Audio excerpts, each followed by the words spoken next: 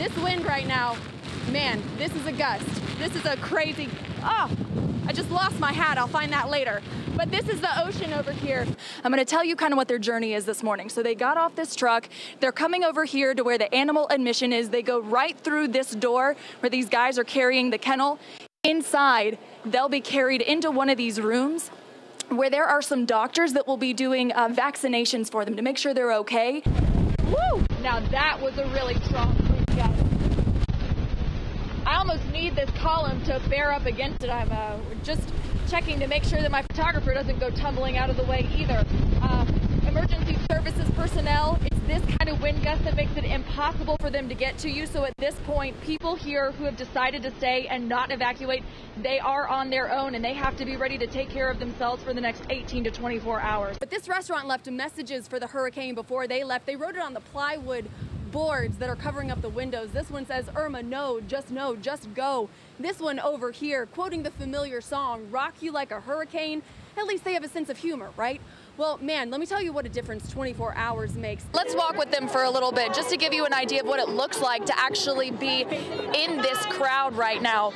You can only go as fast as the person right in front of you, and everybody is holding signs. We're seeing people, young people, parents, kids, a lot of families walking here together. They put it up by themselves too, starting in August, but it looks that much more impressive when we turn the lights on. Okay, you ready, Gwen? I'm ready. Okay, 3, 2, 1.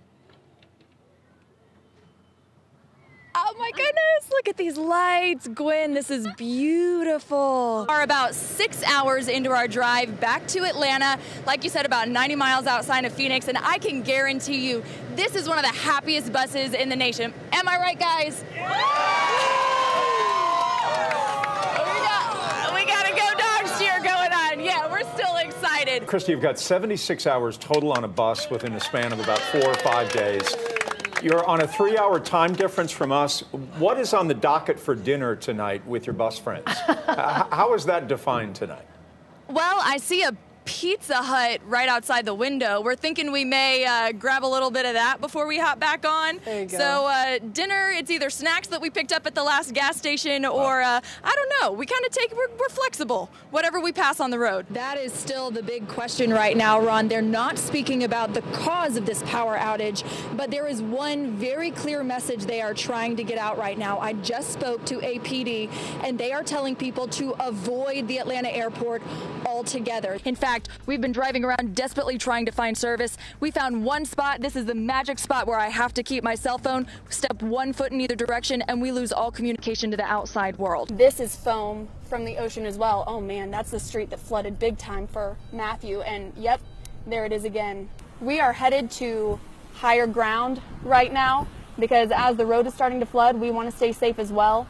So we're going to get somewhere where our car is safe, all of our equipment, where we're a little bit sheltered, and where we're elevated. It's hard for me to look at the camera right now because of the sand and the rain. It's pelting my face, and it in this wind, it stings. Now I know 40 miles per hour doesn't sound very fast, especially if you're driving in a car, but when you're talking about wind coming off the coast and the ocean, 40 miles per hour or higher, that's tough. I mean, it's blowing us both around right now. This is crazy.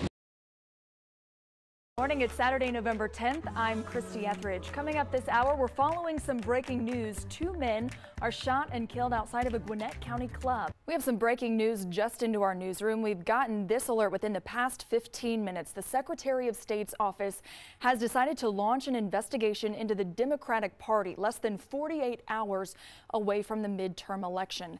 They issued a statement this morning saying that the state's Democratic Party accusing them of what they call a, quote, failed attempt to hack the state's voter registration system. The president is stepping into Georgia's hotly contested governor's race. This is now becoming an even bigger deal, Latasha. He will be in Macon today, stumping for GOP candidate Brian Kemp, who again leads the Secretary of State's office, who just opened this investigation. Latasha, this is a big day and nobody is slowing down ahead of the midterm elections. Back to you. That is certainly a bombshell, 48 hours away from one of the biggest midterm elections we've ever seen in terms of voting numbers anyway. Thank you, Latasha. The woman challenging Kemp for the state's top job plans on spending the next couple of days reaching out to communities on her Get Out the Vote bus tour. Stacey Abrams has 2 events planned in Augusta today. The first one is a virtual town hall with members of the community. That will be followed by a campaign rally. If you've been to Hartsfield-Jackson International Airport lately, you've probably noticed the new canopy over the domestic terminal. But what's up with those iron bars? Chesley McNeil explains the science behind what's supposed to be a better experience for passengers. This one's upsetting, but I will tell you that basketball video, he was actually called out to that street for the kids playing in the roadway. Someone called in and said they were creating a hazard in the street, and that's how he handled it. He went out there, he told him how to look out for cars, how to get out of the way so no one got hurt, and then he played ball with them. That's the kind of heart this guy had. He thought playing basketball with kids was part of his job.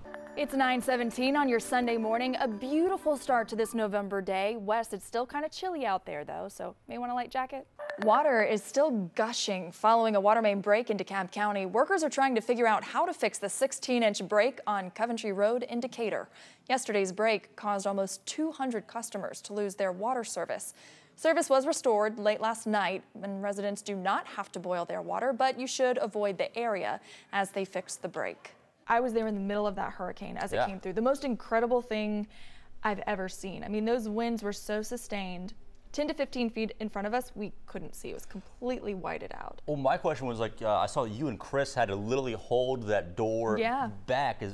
Was this like one of the scariest things you've experienced in your life, or how would you rank this? It's so crazy. I think we were kind of in survival mode at that point. I don't think I let my brain go there. You know, it's just I was so fascinated by what was happening and watching these shingles and the roof and the siding just fly by us. I mean, it's incredible. And I think when we drove out and got to see the damage firsthand, before even first responders could get out or get to us, I mean, it's breathtaking. I don't even know how you begin to clean up something like that. I am dying over here of cuteness because this guy is crawling up my shoulder and chewing on my mic cord in the back. We are actively falling in love right now on TV. Do you see that face? Can you see why? Some breaking news this morning. An Amber Alert has now been issued for a 15-year-old girl kidnapped. Her family left for dead, and now her alleged abductor is still on the run. Our Deborah Tuff joins us live from the Noonan Police Department with this developing story. Deb, are they any closer to finding this 15-year-old girl? To you, Christy. All right, thanks a lot, Deb. And we've posted a lot of information on our website, too, with the number of that investigator if you do see that girl. But we have some more breaking news, this time out of Gwinnett County. Right now, police are investigating a homicide in BUFORD. They told us they found a man dead in the middle of the road around 1 o'clock this morning.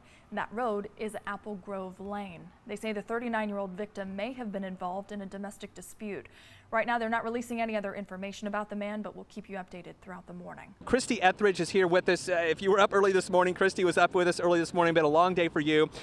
Christie, we've looked at some of this damage here, and it is just amazing to see the intensity and the widespread path of damage from the storm. It's unreal, Chris, because we're 120 miles inland, and it's still doing damage like this. Mangled pieces of metal. That used to be a gas station. And then take a look at this video that we shot in a neighborhood that's just a couple of blocks down from here. While Chris and I were standing outside some of these homes, we saw such a raw moment. A couple cleaning up their yard broke down in tears, and they were hugging each other and crying, just overwhelmed by the emotion of what has come through this town. Chris, it was really emotional.